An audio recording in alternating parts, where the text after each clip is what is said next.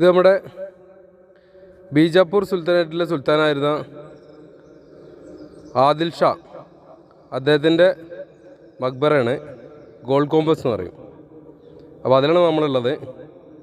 ഇതിൻ്റെ പ്രത്യേകത എന്താ വെച്ചാലേ വലിയൊരു ഹോളാട്ടോ.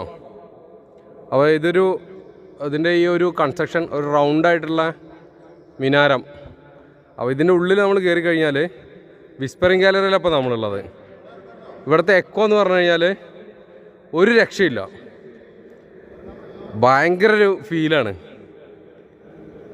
ഹലോ ടെസ്റ്റിംഗ് വേണ്ട, നമ്മളിനിപ്പോൾ വെറുതെ ഒന്ന് ഊതിയാൽ മതി.